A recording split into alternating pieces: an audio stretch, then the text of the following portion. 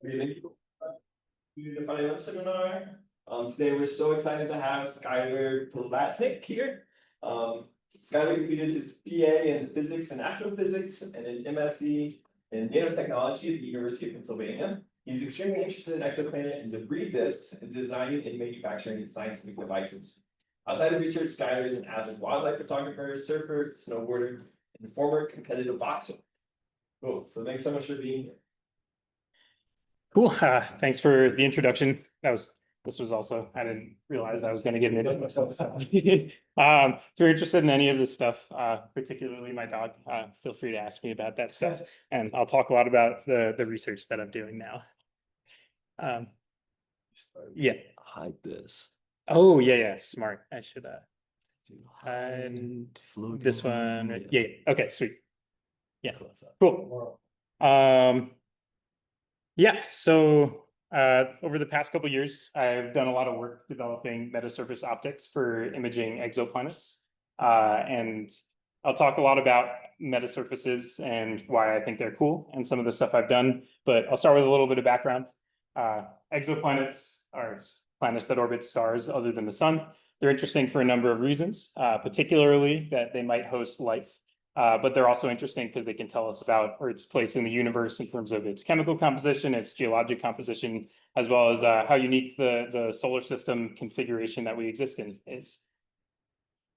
There's a lot of different ways we detect exoplanets. Mostly, these have been indirect methods, so transit and radial velocity, which make up most of the points on this plot of planets, their masses and their separations from their star. But you'll notice that there's this trend where these indirect methods are biased towards shorter period or shorter separation between planet and star, which actually limits the amount of planets you can detect. And particularly, if we want to find Earth-like planets, which is a major push right now, there's not really much that hovers around this dot representing Earth in terms of what we detected already. This type of indirect detection techniques are also limited in that they require edge-on orbital configurations. So that makes something like direct imaging, which right now is this far corner right here, somewhat appealing for future work. Direct imaging actually involves taking a picture of light coming from the planet you want to detect, which thus far has been limited to these extremely large, extremely widely separated planets, and really only a handful of them compared to the amount detected via indirect techniques. But there's a big push with the mission that's been proposed called the Habitable Worlds Observatory to image and characterize Earth-like planets around sun-like stars and search for signs of life. That requires us to improve our direct imaging techniques substantially. And one particular key area in direct imaging that is both essential and needs a lot of improvement is the coronagraph, which is the actual optical system you're using to suppress the starlight. In particular, some quantitative goals that the Habitable Worlds Observatory has stated is a desire to design a coronagraph that can get 10 to the minus 10 contrast. What that means is the amount of starlight suppression that this coronagraph gets required to actually resolve an Earth-like planet around a sun-like star. And we want to do so over a 20% bandwidth. And that's so we can actually spectrally characterize the planet to look for signs of life. We need to improve things substantially because what we can do right now for example, this image of, I think this is the HR, I'm going to blank on the system, but this is a famous image of some directly imaged planets. These are contrasts of about 10 to the minus 5, meaning that the planets are 10 to the minus 5 times as bright as the star. And so we're well under a couple order of magnitude short of 10 to the minus 10. There's a bunch of different ways you can improve these coronagraphic systems, but one that I'm going to focus on is the coronagraphic mask. This is the actual optic you're using to suppress starlight or otherwise deflect it. There's a variety of different flavors of coronagraphic mask. They can be as simple as just an opaque dot that you put right in front of the star so no starlight gets through. And they can also be much more complex phase shifting optics and even more complex than that. And one in particular that has been a subject of a lot of interest for Habitable Worlds Observatory is the vortex phase mask with a vortex coronagraph. So I'll explain what that is. A vortex coronagraph, and here we're going to follow the yellow track for the starlight, works by focusing light from the star on the center of a vortex phase mask. This mask delivers a phase gradient to this incident light that looks something like this. So some azimuthal multiple of 0 to 2 pi. And what that does is it actually transforms the incident beam, which looks like a Gaussian, into a ring-like or donut shape. And so that light, after exiting its focal plane in the, on the vortex, or on the center of the vortex, is going to get cast outward in this ring-like shape. It's going to be collimated by a lens where all the rays are now going to be traveling parallel. And it's going to look something like this, image right before an optic called a Leo stop. And so now we have our ring of light. That's originally was the star. That's going to propagate to the Leo stop, which is essentially it's an aperture with the diameter chosen to perfectly block this ring of light for the case of a perfect vortex, such that if you have no planet in your system, you'll, on your final detector, have a completely blank image for a perfect vortex. All of the light will be blocked by this Leo stop that's been transformed by the vortex. If you do have a planet, the planet light is going to be focused a little bit off the center of your vortex because the starlight was focused on the center. And that's going to see an extremely small phase gradient in comparison. So instead of this entire kind of azimuthal wrapping, it's going to see just like a little bit of orange to red, for example, and even at very close separations to the center. So that means it's not going to undergo any major transformation. It's going to be collimated by this lens and pass through the open aperture of the Leo stop. And it's ultimately going to get focused on the camera to reveal your image of a planet. So this system has a lot of advantages, which is why people are interested in this for HWO, the Habitable Worlds Observatory. Particularly, again, with a perfect vortex, we can get contrast well under 10 to the minus 10. So should be able to easily resolve Earth-like planets. Planets at very close separations to their host stars will be able to be detected because the vortex, the way it operates with light that's on the center, being the only light that gets deflected. And it's less sensitive than other architectures to certain aberrations, such as tip tilt, that might make essentially making these systems very difficult and tedious.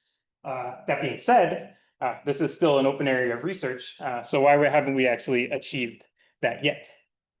There's a couple of reasons for this. State-of-the-art vortex masks are made with these class of optics called liquid crystals. These operate with geometric phase, which means that they're polarization dependent optics. That means that for habitable worlds, they're very sensitive to aberrations in your telescope systems that will affect different polarization states differently. And that can degrade your contrast or the performance of these optics to be worse than the 10 to minus 10 level, even for vortex that is almost perfect. They're also quite difficult to manufacture without any imperfections. And these imperfections contribute to a so-called leakage term, which is light that passes through the optic without being imparted with any phase shift, and thus kind of floods your final image with unwanted starlight.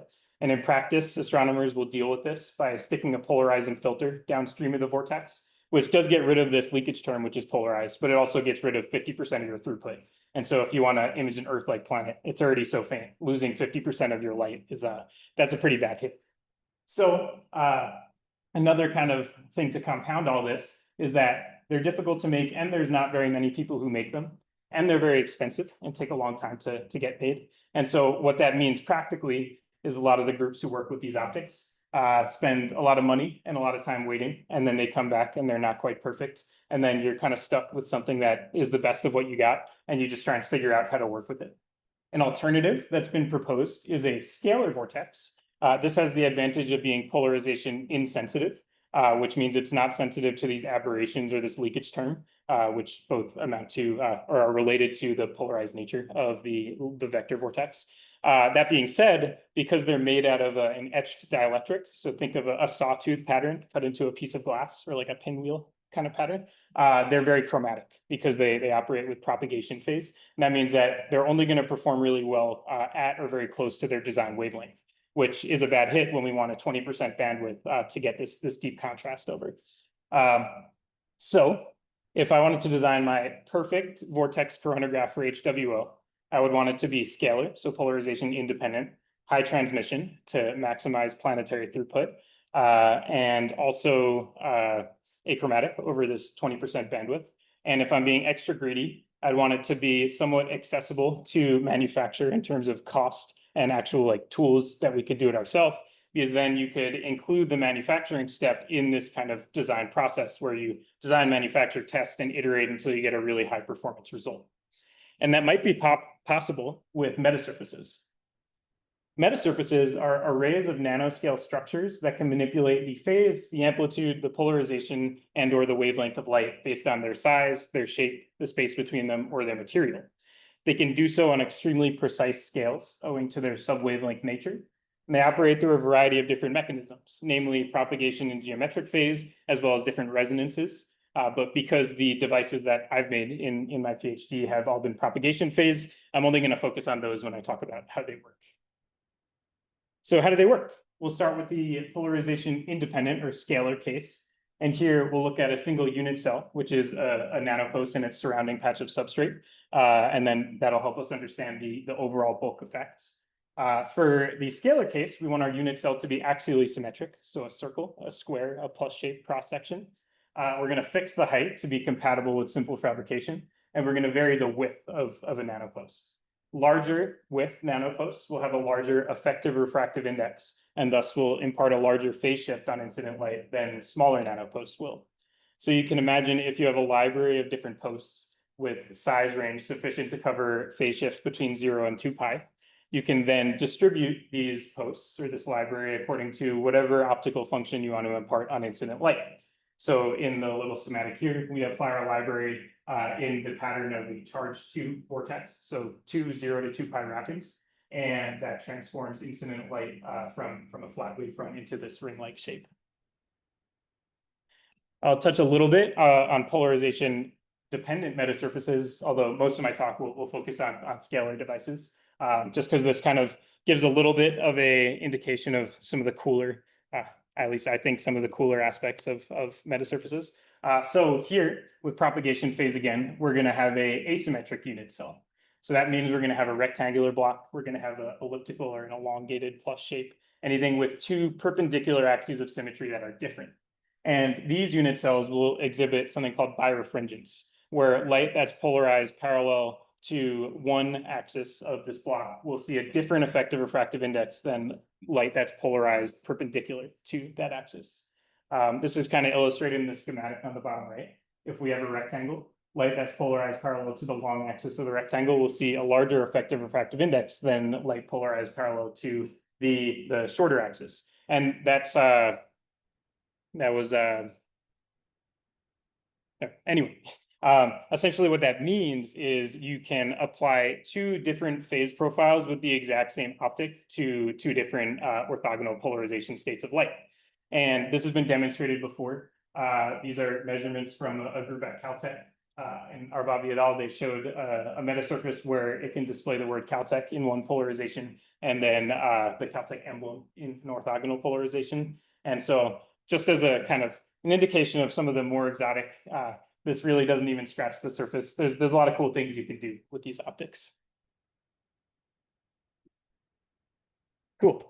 So before I talk about the work that I've done with metasurfaces, I'll step on my soapbox for a second and say, if you don't remember anything else from this talk about why metasurfaces are cool and particularly worth exploring in astronomy, these are some reasons. First, as I've kind of superficially touched on, they're highly customizable. There's a whole host of polarization dependent, wavelength dependent, phase and amplitude dependent applications or just abilities these devices have that I think makes them applicable to astronomy and well beyond. They're also extremely lightweight and compact. These are fabricated on silicon or glass wafers, so they're extremely thin. They weigh almost nothing, and that's really good for space missions where the size and weight of optics actually matters. And the fact that you can combine multiple optics into one also allows you to potentially downsize.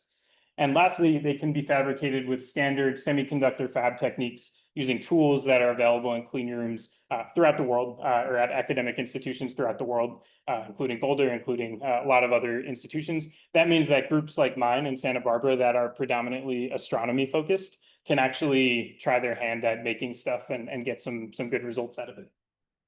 And so with that said, I'll get into the stuff that I've actually done.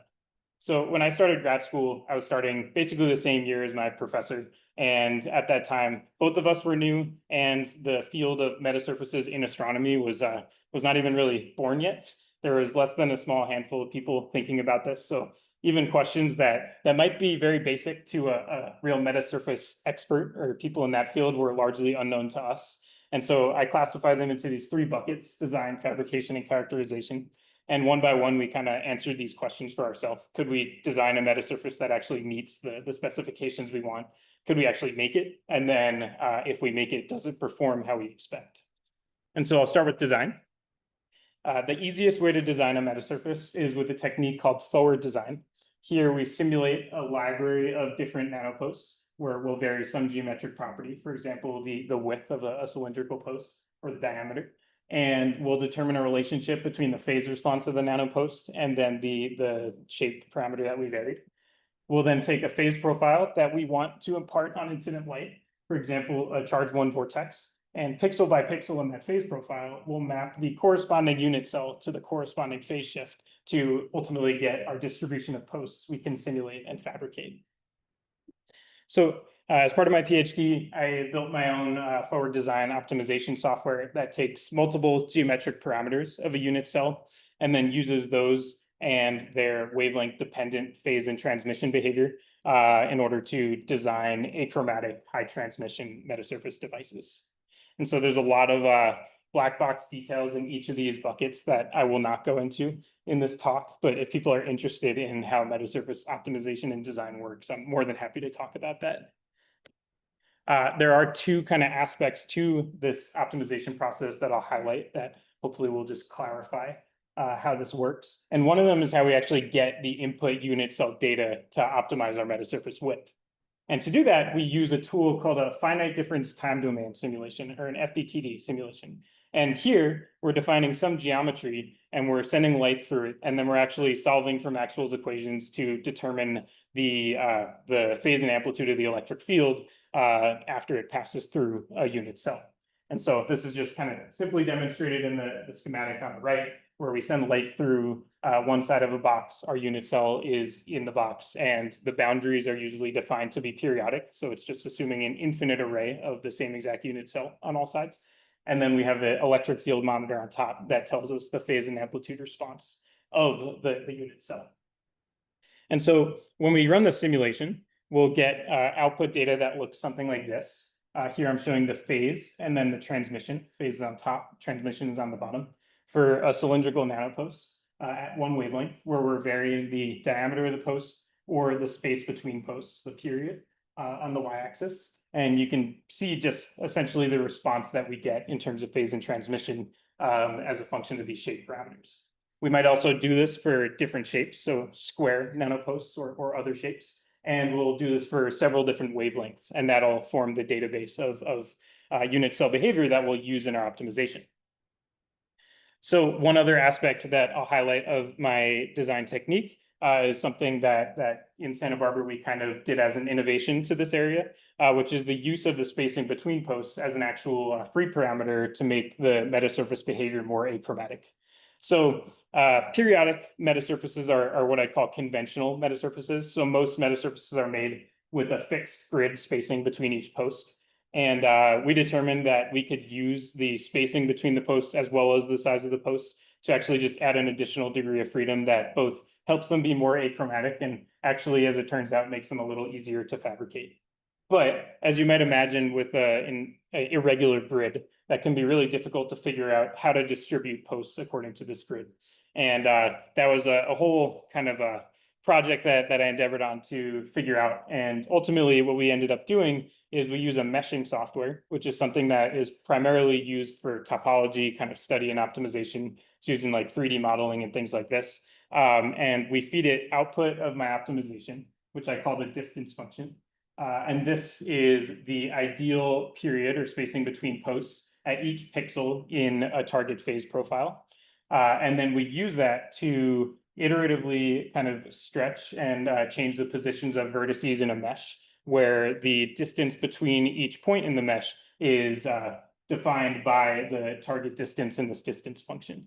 And ultimately, that allows us to get aperiodic kind of irregular grid spacing in our devices to improve their performance. And we actually demonstrated this to work with several devices.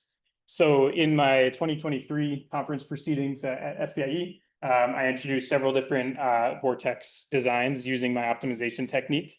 Here, I'm just showing an example. On the left, we see the simulated phase behavior of one of these vortices at the central wavelength.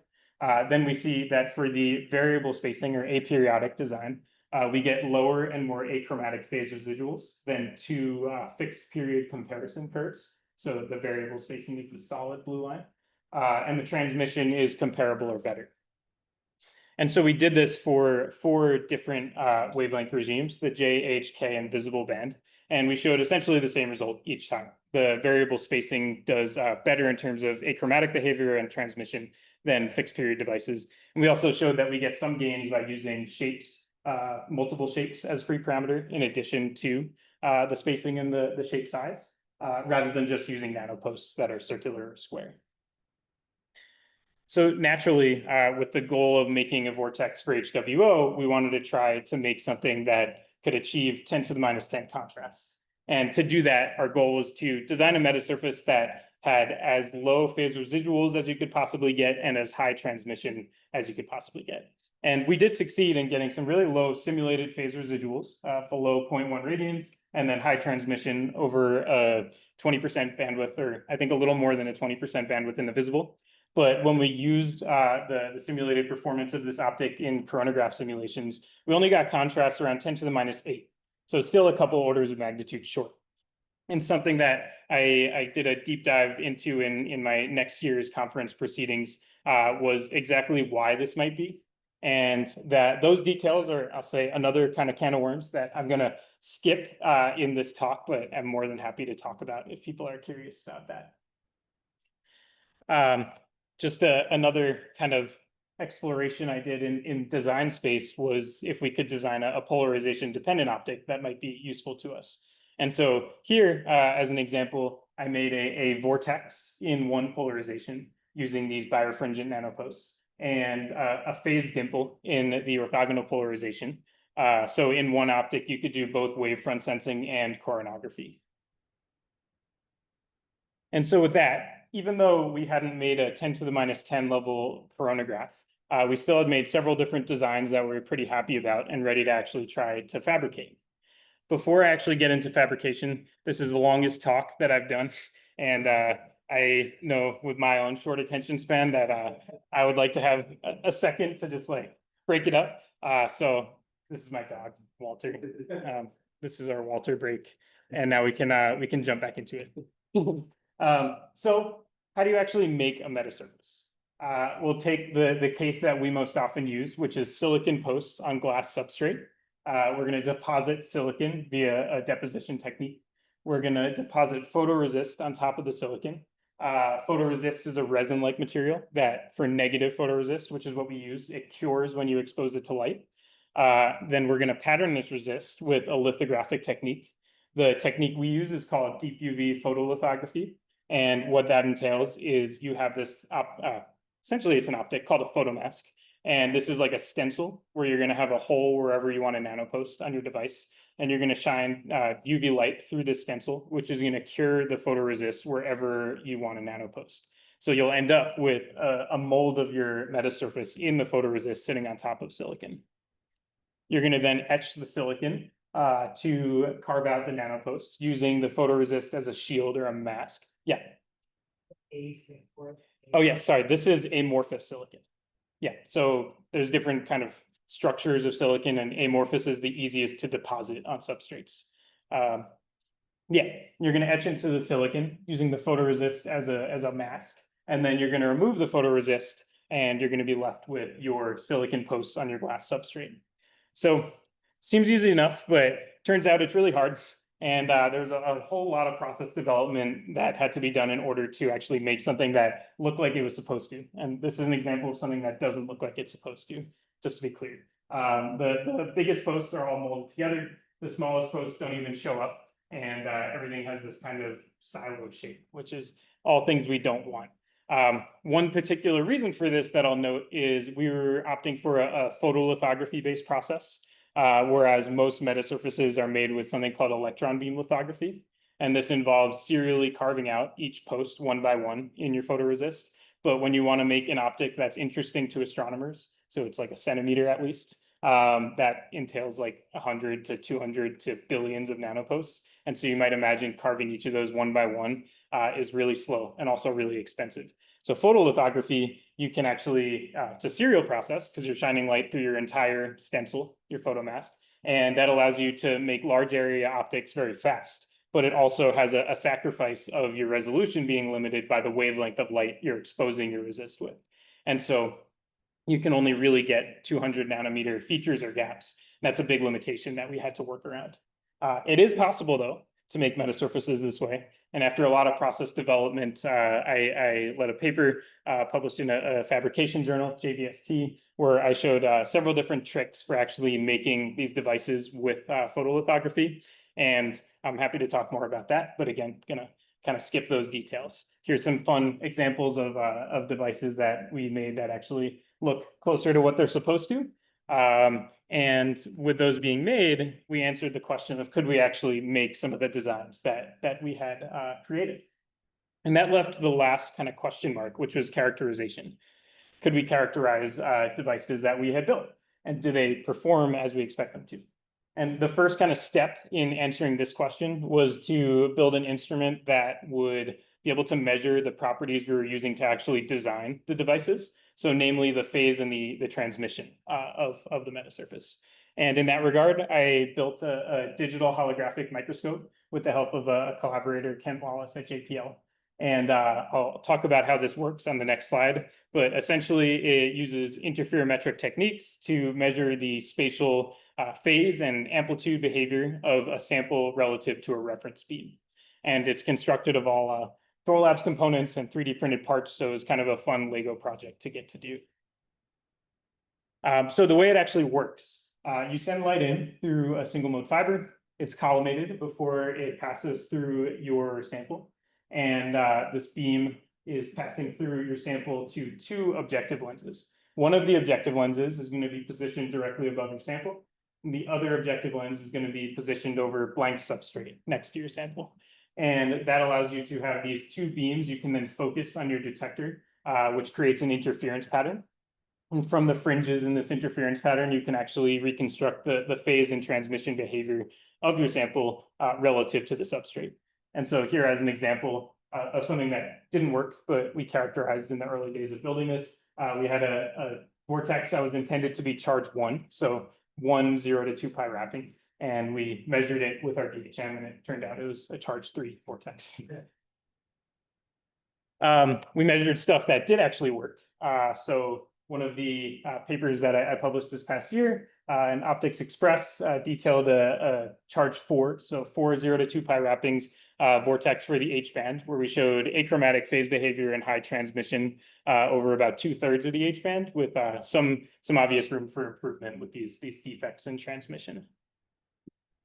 And so with that being created, you could say we had created this closed feedback loop we had desired from the beginning of being able to design, fabricate, and then test our devices. And then from each of those steps, kind of have them feed off the next to keep iterating until we got really high performance results.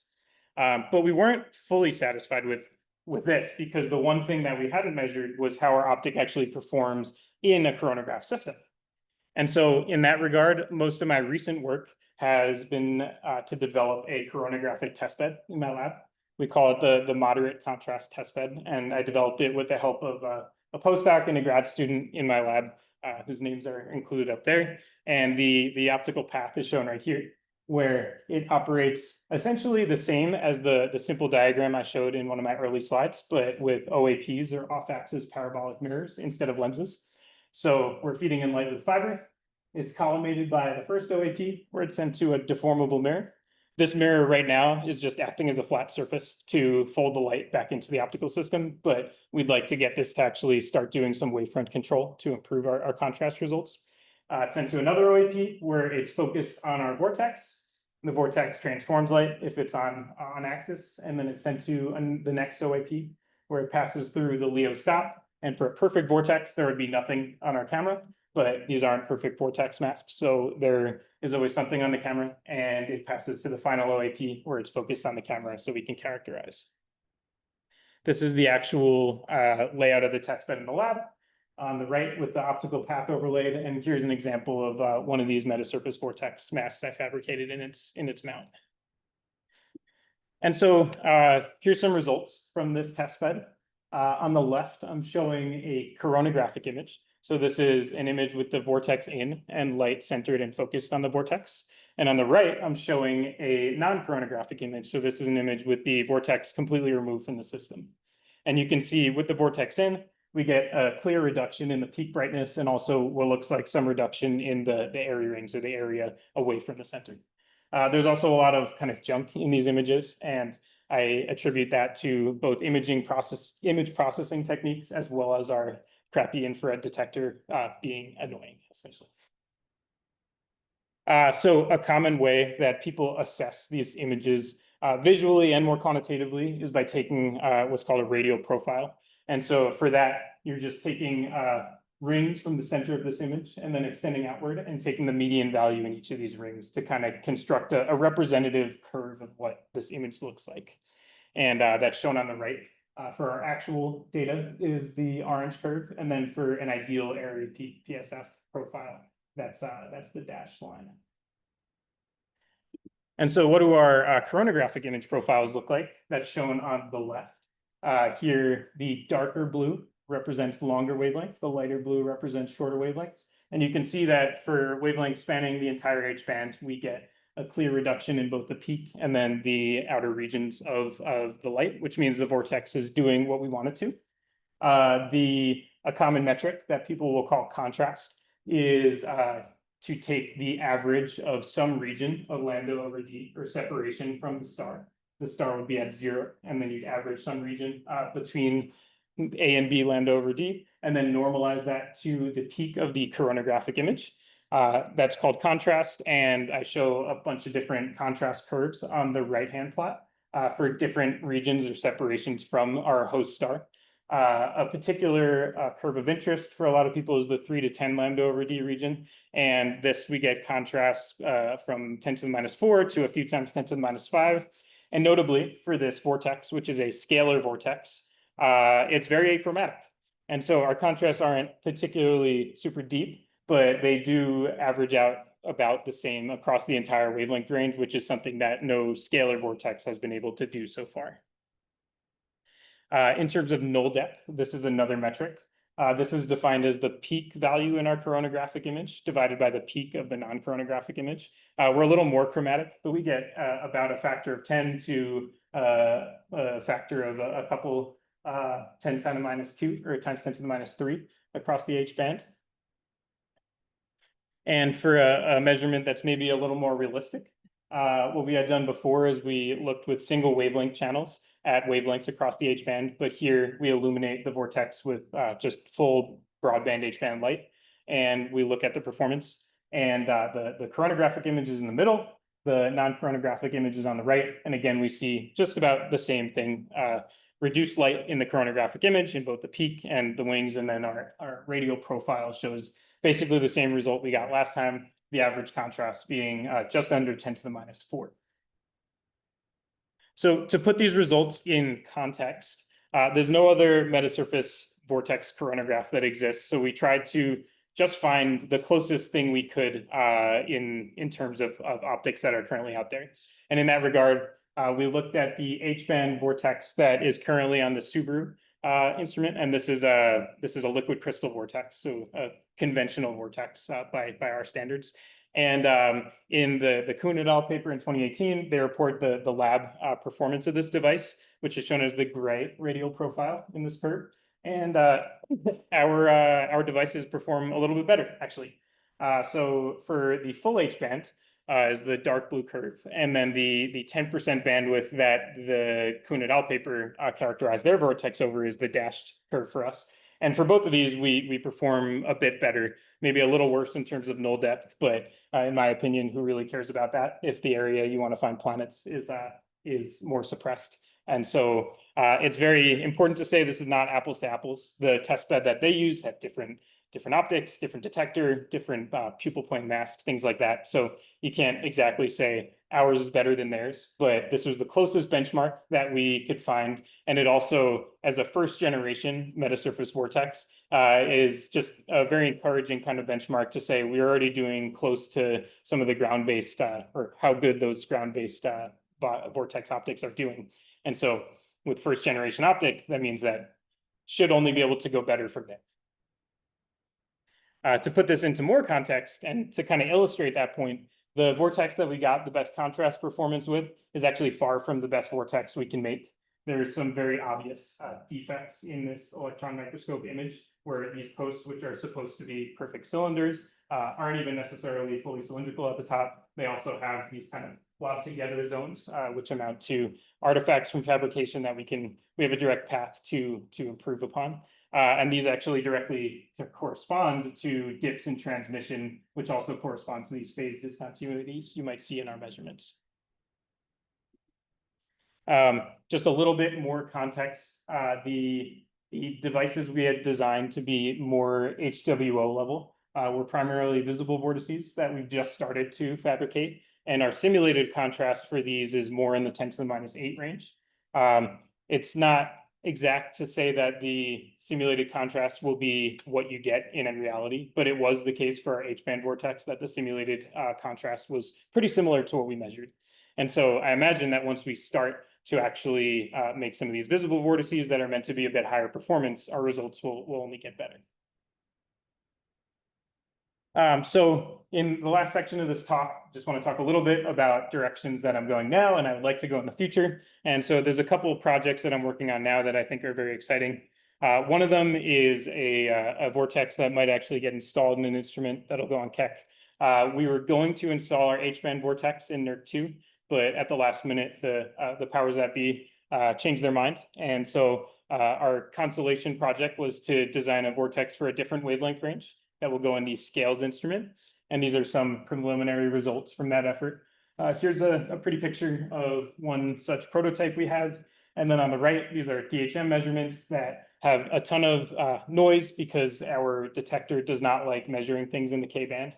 But if you can ignore all those noisy artifacts, we actually get pretty nice phase and transmission performance for about half the K-band, which is as far out in K as we can go with our detector. Vortex masks are far from the only thing we can design and fabricate. So started to branch out also and work with a professor in Leiden to make some other coronagraphic masks and wavefront sensing optics. And lastly, as I kind of wrap up my PhD and also think about postdocs, there's a new direction that I want to go, which is toward ultraviolet wavelengths. So we have some designs and prototypes in visible and infrared wavelength ranges, but there's I think important technology gap for HWO with regards to ultraviolet technology that I think can be filled with metasurfaces in some applications. Here's an example, not my paper, but a different group that has made some ultraviolet metasurfaces for non-astronomy purposes. But just to show that this technology is already out there in other fields and it works. And I think there's some different ideas that seem cool to me. One of them is trying to improve grading technology. Gradings with grayscale lithography, especially in the ultraviolet, can be difficult to manufacture because you have to have features that are not binary. But metasurfaces can get high performance with binary structure, which makes them potentially easier to design and fabricate. They also can be customized to do two things at once. And so, for example, you can have both a lens and a grating in a single optic, which could be potentially useful for something like an integral field spectrometer, where one of the unique advantages of metasurfaces as nearly flat optics is that you can make really, really tiny lenses with really short or really long focal lengths, but you have that degree of customizability. And so, as an example here, this is a 10 micron diameter lens in a lenslet array made of metasurfaces from a completely irrelevant application, but just to illustrate that these kind of things are, again, being done in other fields, but it's something that could potentially improve ultraviolet technology for HWO or just kind of some other astronomical applications in general. And with that, I'll wrap up by saying I think there's a lot of cool places that can begun to with Metasurfaces in astronomy and beyond astronomy. I've gotten to do some stuff that I'm already very excited about with them, and hope more people start working on this. So there's only more cool results that come out of there. And also, we'll just highlight before I wrap up that I do some, we'll say, more science research as well. And so I have a paper that will hopefully be coming out very soon on a JWST detection of a debris disk. And so if science is more your wheelhouse and something that you're interested in talking with me, happy to talk about that too. So with that, I'll wrap up and happy to take your questions.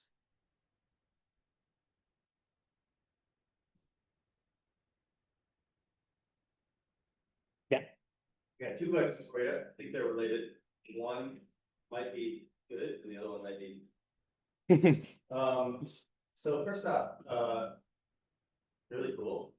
But I'm really attracted, or I think I am, to the idea that you can make these pretty much in your lab. So could you get better performance if you tailored your metastable vortex or Sure, yeah. Metavortex Yeah.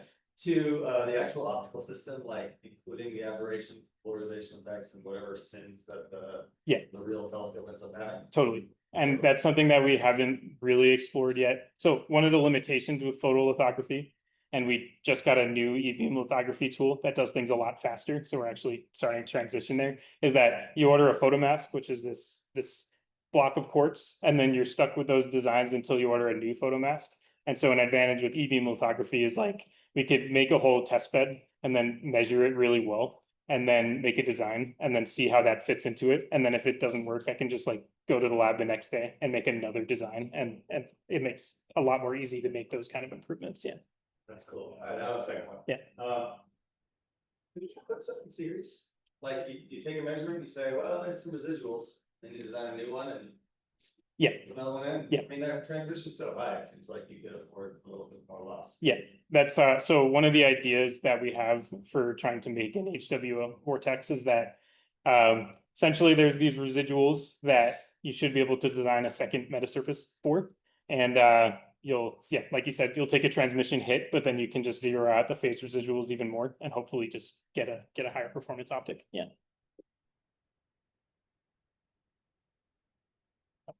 You first, and then. Yeah, I have a couple questions. Maybe I'll just ask them first. You had mentioned a couple slides ago with this thing that there are non-astronomy applications like the UV and stuff like that. What would be some of those? For the UV, I'd say probably like microscopy, like fluorescence microscopy things, and like there's a lot of I honestly the other one, which sounds almost like funny, is actual like lithographic techniques themselves. There's all of these deep UV tools have like a crazy and also proprietary set of optics inside them that I have no idea how it works. But I know that some, like ASML as an example, like some of these companies are actually like trying to develop this too, but for reasons that aren't related to science. So I don't actually know what they're doing. Yeah. Yeah. So you noted how like other fabrication techniques use them on being anything about this, but curious if you think HWO like quality or whatever metric, the highest quality fabricated design, do you think we would use one of these more? Yeah. Yeah. I think the real advantage with photolithography is we can just like, I can go into the lab and make like 25 of these 1 centimeter vortex masks in like minutes to hours. And then like within a couple day span, we can go from nothing to having like things in lab to measure very quickly, which means you can just make a lot of progress really fast. But if I was able to do that with a visible vortex, it would still have some defects because of just, we'll say, limitations of photolithography and the resolution you can get. And so when we would make a device that's going to go in HWO or anywhere that it's supposed to be super high performance, e-beam lithography can make the exact same design, but just with some higher degree of precision. And for ground-based stuff, it doesn't matter that much because a lot of the reality is a lot of coronagraph systems, you're more limited by the atmosphere and like adaptive optics and other things than the vortex. And so long as your vortex can get 10 to the -5 or so, 10 to the -6, you're actually like in pretty good shape. But for HWO, definitely. Yeah. Maybe for half worlds, the chronograph is primarily a visible instrument or an IR instrument? There's a goal for it to be UV, visible, and IR. And that will require three different things.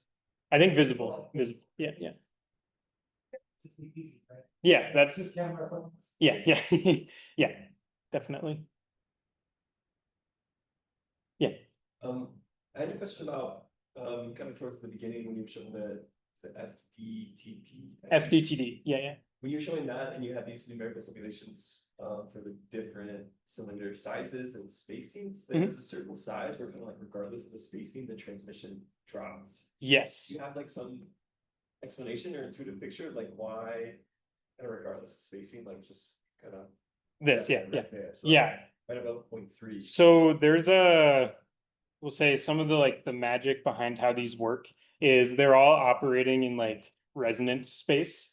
And so your size, you want to be in a size range where you have some resonance that's behaving very linearly.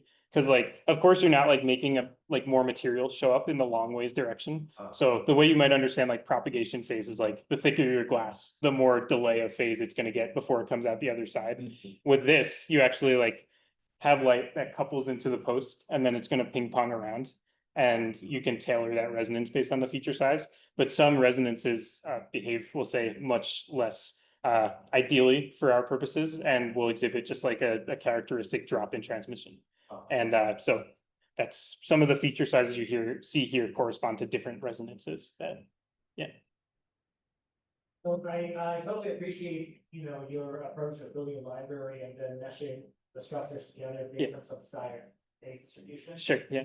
After you do that, have you ever rerun your FDTD model on the built-up structure that's like a centimeter at the same resolution you used for the tiny structures, or is that just too much? So it's way too much to do it for a full centimeter, but for example, this was a run of something that was like 100 microns. And for a vortex, in principle, like it should be the same everywhere. And so you'd expect this to just like expand radially. But trying to run a centimeter with FDT is very difficult. Yeah.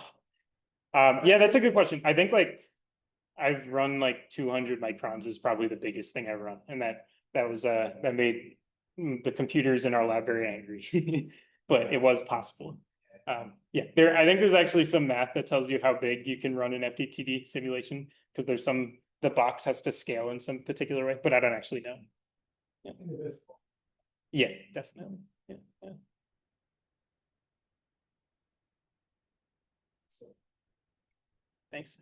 Yeah. Yeah, I had one more question. So to get from this kind of like 10 to the -8 threshold that you have now to like the 10 to the -10, is that right? Yeah.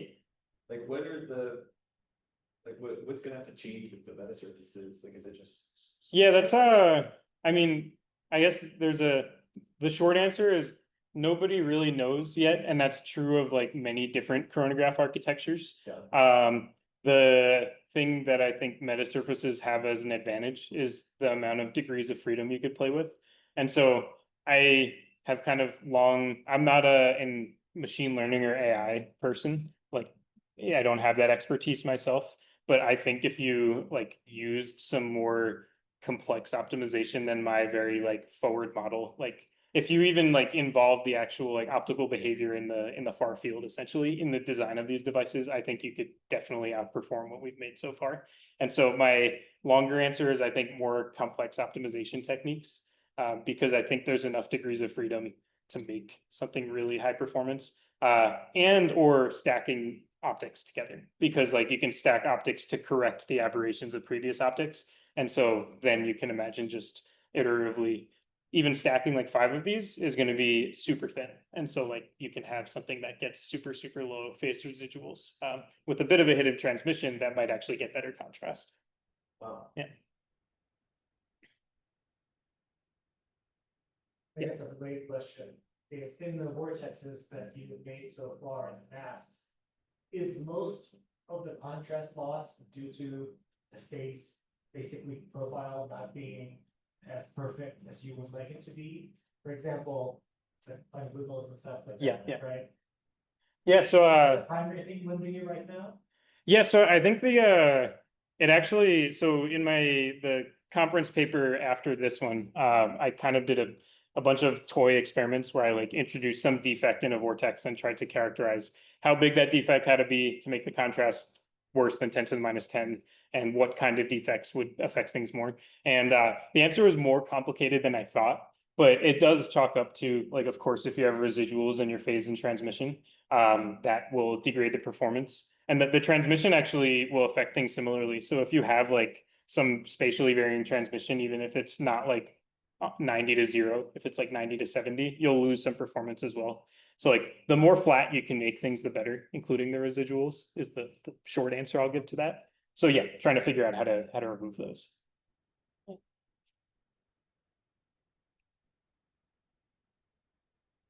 there's no more questions. Thanks, Skyler, again.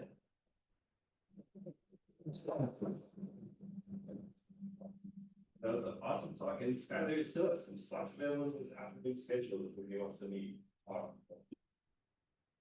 Thank you for coming. We'll see you all next week.